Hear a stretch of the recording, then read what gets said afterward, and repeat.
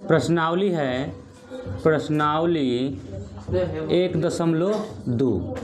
इसमें हम लोग देखेंगे गुणनखंड, पहले गुणनखंड निकालना सीखेंगे। तो गुणनखंड, इसमें ऐसा गुणनखंड पूछा है अभाज्य गुणनखंड, अभाज्य गुणनखंड निकालना सीखे। तो सबसे पहले इस चैप्टर को बनाने से पहले कुछ बेसिक जो जानकारी है वो हम आपको बताते हैं, ठीक है। बेसिक जो जानकारी है पहले हम उसको समझने के प्रयास करते हैं।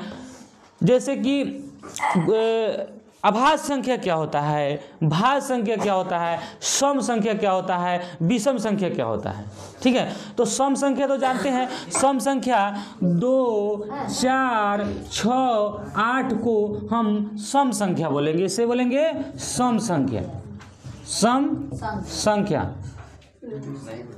सम संख्या। इसके बाद में सम संख्या के बाद विषम संख्या, विषम संख्या होता है 1, 3, 5, 7, 9। यह क्या होता है, विषम संख्या होता है। विषम संख्या, सम संख्या, विषम संख्या। प्राकृत संख्या जानते हैं, प्राकृत संख्या गिनती की सभी संख्याओं को प्राकृत संख्या कहते हैं। और पूर्ण संख्या उस प्राकृत संख्या में 0 लगा देंगे, यानी 0 से शुरू होने वाले सभी प्राकृत संख्या को पूर्ण संख्या कहते हैं। सम संख्या 2, 4, 6, 8 को सम संख्या बोलेंगे, और विषम संख्या 1, 3,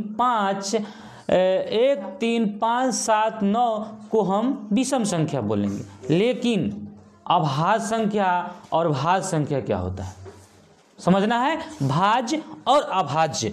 देखिएगा यहाँ पे अभाज्य संख्या, अभाज्य संख्या किसे कहते हैं और भाज्य संख्या किसे कहते हैं, यही दो समझना बड़ा जरूरी है।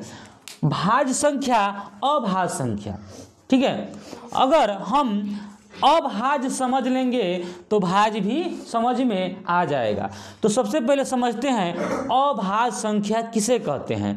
तो अभाज्य संख्या का परिभाषा है वैसी संख्या जो एक और स्वयं को छोड़कर अन्य किसी से भी भाग न लगे, उसे अभाज्य संख्या कहते हैं।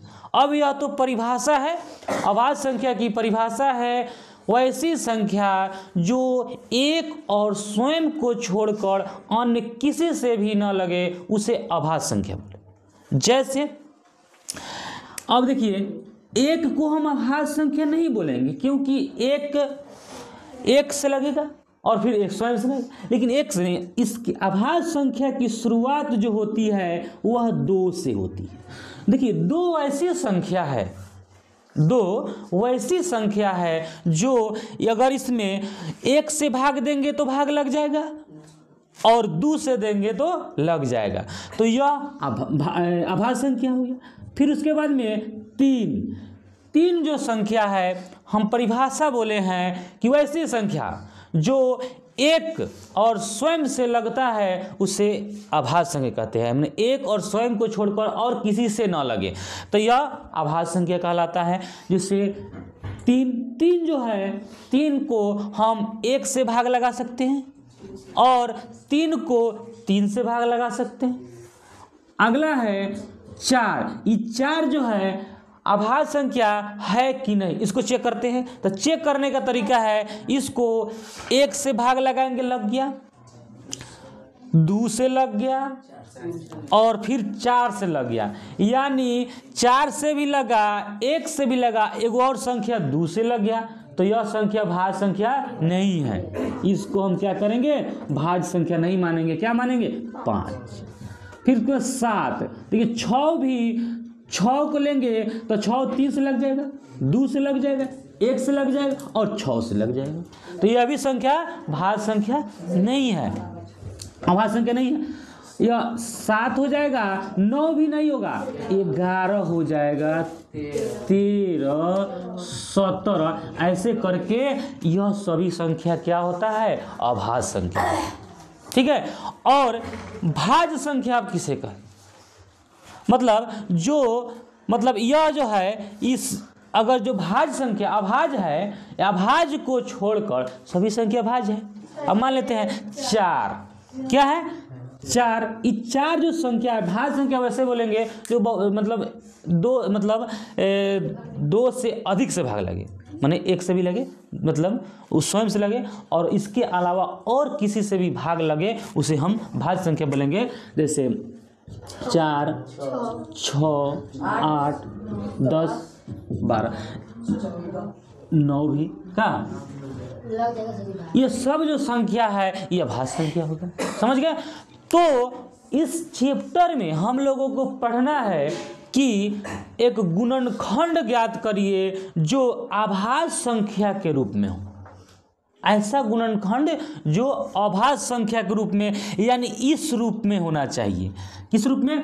2, 3, 5, 7, 11, 13, 17 के फॉर्मेट में होना चाहिए।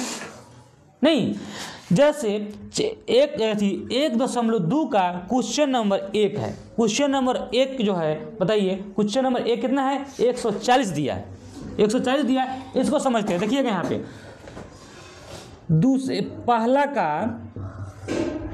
पहला नंबर प्रश्न 140। देखिए इस 140 को कहा है कि अभाज्य गुणनखंड ज्ञात करिए। अभाज्य गुणनखंड यानी किस फॉर्मेट में होना चाहिए? इस फॉर्मेट में होना चाहिए। जैसे यह फॉर्मेट देखिए, हाई अभाज्य गुणनखंड इसको जैसे 2, 3, 5 यह अभाज्य गुणनखंड हो। क्यों? क्योंकि यह इसमें जितने भी आप संख्या देख रहे हैं वो सभी क्या है? अभाज्य है। अभाज्य के फॉर्मेट में होना चाहिए। ठीक है, तो इसका गुणनखंड निकालेंगे जो अभाज्य के फॉर्मेट में होना चाहिए। अब देखिए इसको कैसे निकालते हैं। 140 को पहले क्या करेंगे? गुणनखंड तोड़ेंगे, 2 से कटाएंगे, 2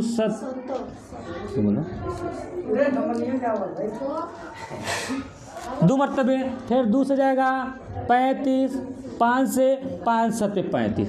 अब इसका जो गुणनखंड होगा यानी 2 गुने 2 गुने 5 गुने 7।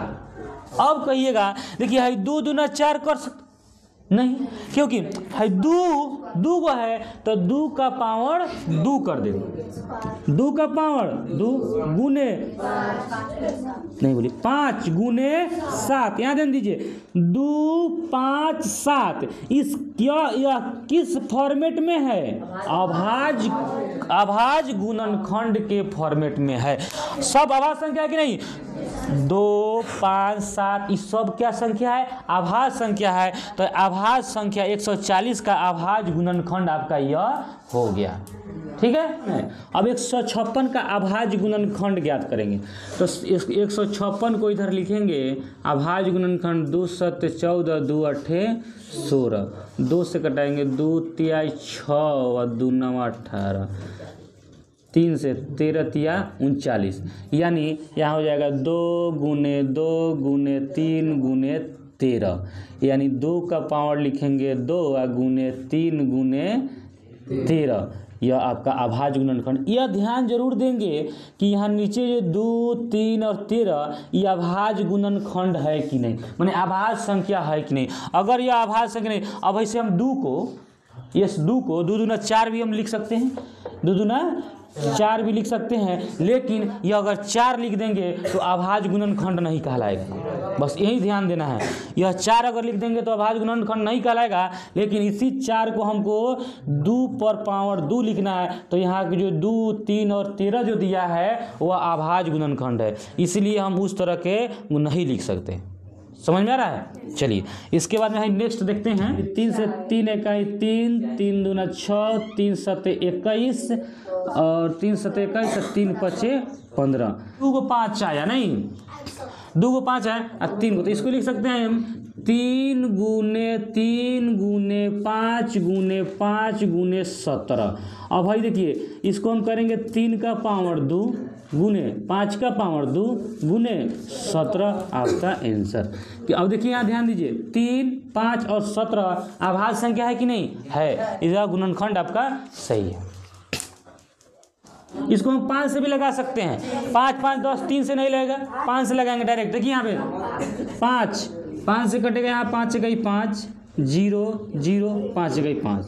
अब यहाँ आपको 5 से नहीं कटेगा, यानी इसको देखेंगे 7 से कटेगा, 7 से 7 गई 7 3 0, 7 चौका 28, 7 3 21। फिर आपका 3 से कट सकता है, नहीं 11 से, 11 कहीं 11 और 33, 11 33, यानी आपका एक गुणनखंड आ गया। तो इसको हम लिखेंगे ई वाला का 5 गुने 7 गुने 11 गुने 13। यह 5 7 11 और 13 सभी आभाज्य संख्या है, इसलिए यह गुणनखंड इसका सही है। 29 यहाँ पे 7429 को अब देखिए 7 4 11 2 11 2 13, 13 और 9 13 और 9 23, नहीं कटेगा, 17 से डायरेक्ट कटेगा। 17 दूना 34, 17 3 51, 17 चौका 68, 6 और 2 17 3 51, उन्हें इधर बचा 9,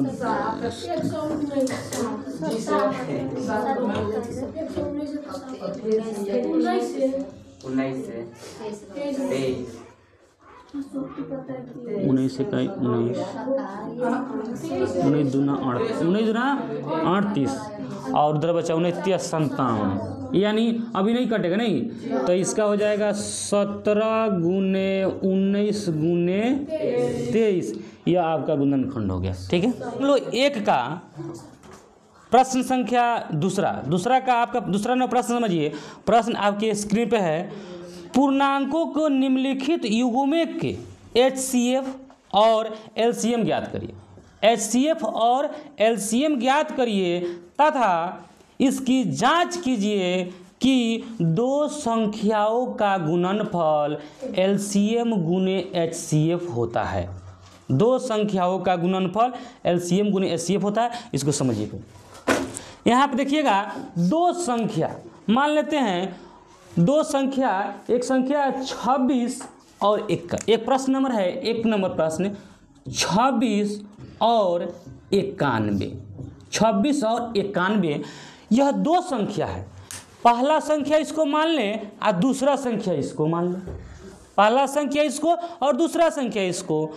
तो कहा है मतलब फार्मूला एक है, पहला संख्या गुने दूसरा संख्या बराबर इसका LCM और गुने HCF, LCM गुने HCF। अब देखिए इसी फार्मूला को हम लोग इस तरह लिख दिए हैं। फार्मूला यही है, इस फार्मूला को इस तरह लिखे हैं। यह दिया है दो संख्याओं का गुणनफल, दो संख्या गुणनफल, यानी यहाँ एक संख्या ही और दूसरा ही, तो दो संख्याओं का गुणनफल। देखिए पहला संख्या मान लेते हैं अगर A और इसको मान लेते हैं B, तो ये दोनों को गुणा करने पर तो ये दो संख्याओं का गुणनफल, दो संख्याओं का गुणनफल LCM गुने HCF, यानी A और B को गुणा कर देंगे और A और B का LCM और HCF निकाल को दोनों को गुणा करेंगे तो दोनों का मान बराबर आना चाहिए। तो सबसे पहले यह दोनों संख्याओं का हम लोग LCM और HCF निकालते हैं, क्योंकि प्रश्न में दिया है ये दोनों संख्या का पहले LCM और HCF निकालिए। तो LCM और HCF निकालने का दो तरीका है, एक भाग विधि से हम निकाल सकते हैं और एक मतलब गुणनखंड विधि से निकाल सकते हैं। तो हम लोग इसमें ज़्यादातर अभी हम लोग इसके पिछले मतलब पीछे पड़े हैं गुणनखंड निकालना। तो गुणनखंड विधि से पहले पहला संख्या और दूसरा संख्या का हम लोग LCM और HCF निकाल लेते हैं। ठीक है, तो सबसे पहला संख्या यानी कि पहला संख्या कितना है 26। 26 का हम गुणनखंड पहले तोड़ लेते हैं। ठीक है, 26 का हम गुणनखंड पहले तोड़ लेते हैं 26, तो यहाँ हो जाएगा 2 13, यानी 26 का गुणनखंड मेरा आया 2 गुने 13, निकाल लिए। अब उसके बाद में 91 का गुणनखंड निकालेंगे, 91 का गुणनखंड निकालेंगे। यहाँ 13 सते 91, 7 से कटेगा 13 सते 91, यानी 7 गुने 13। या तो हम 26 और 91 का गुणनखंड निकाल लिए, उसके बाद में एलसीएम और एचसीएफ निकालते हैं। तो एलसीएम निकाल लिए, एलसीएम आपका हो जाएगा, एलसीएम का मतलब होता है इस गुणनखंड में कई तरह के, जितने तरह के संख्या होता है उसको लिखते हैं और बड़ी घात वाला लिखते हैं, जिसका पावर जब बड़ा होता है उसी को लिखते हैं। ठीक है, तो इसमें संख्या कितने तरह के हैं? 3 तरह के। एक है 2 है, एक है 7 और एक है 13, यानी 3 तरह के संख्या हुआ। संख्या कितने तरह के? 3 तरह के हुआ। तो इसको अब देखिए 2, 7 और 13, अब 2 का सबका पावर 1 है तो पावर बैठाना ही नहीं है। अब इसके गुना करिए, 7 दूना नहीं 13 सते 91 में 2 से गुना करिएगा तो 2 इकाई 2 और 9 दूना 18, 182 आया। आपका एलसीएम आ गया 182। फिर उसके बाद में HCF निकालेंगे, HCF ये दोनों संख्या में, HCF का मतलब होता है वैसी संख्या जो दोनों में शामिल हो। तो यानी 13 इस दोनों में शामिल है, तो इसका HCF क्या हो जाएगा? 13 हो जाएगा। इतना बात तो पहला प्रश्न, इसमें 2 तरह का प्रश्न है। पहले पूछा है इस संख्याओं का एलसीएम और एचसीएफ निकाले, तो हम इस विधि से एलसीएम निकाल दिए और एचसीएफ निकाल दिए। अब कह रहा है अब यह सिद्ध कीजिए कि पहला संख्या गुने दूसरा संख्या बराबर एलसीएम गुने एचसीएफ। यानी अब सिद्ध करने के लिए कह रहा है जांच कीजिए, यहाँ पे लिखेंगे जांच करें। जांच क्या करने के लिए दिया है? तो इसके बाद बनाने के बाद में इसको हम जांच करेंगे। तो जांच करने के लिए दे रहा है, जांच का नियम दिया है, 2 संख्याओं का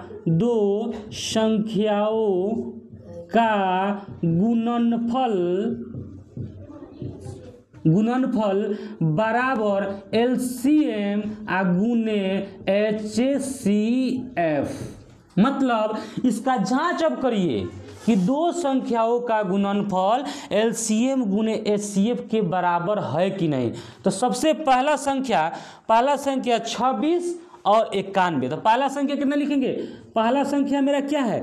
26 है, गुने 2 संख्या गुना दूसरा संख्या 91 बराबर, यह 2 संख्या का गुना करने पर, ये दोनों संख्या को गुना करने पर हमारा एलसीएम गुने एचसीएफ के बराबर चाहिए। तो एलसीएम कितना? एलसीएम 182 गुने एचसीएफ है 13। ठीक है, अब इस जांच कब होगा? इसको इससे गुना करेंगे और इसको इससे गुना करेंगे। अगर दोनों मान बराबर आ जाएगा तो समझेंगे कि मेरा जो यह मतलब जो किए हैं वह सही है। तो सबसे पहले इसमें इस 26 में 91 से 91 में 26 से गुना करिए, 6 इकाई 6 9 6 के 54, 2 9 दूना 18, 6 4 2 6 6 5 11 6 8 6 8 8 5 13 8 5 13 2, यानी आया कितना? 2366 आया।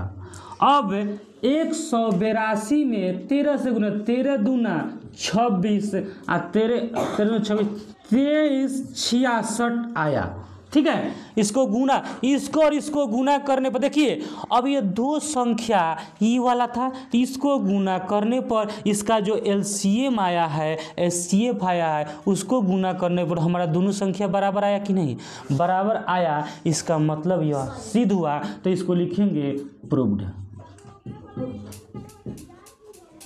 ठीक है।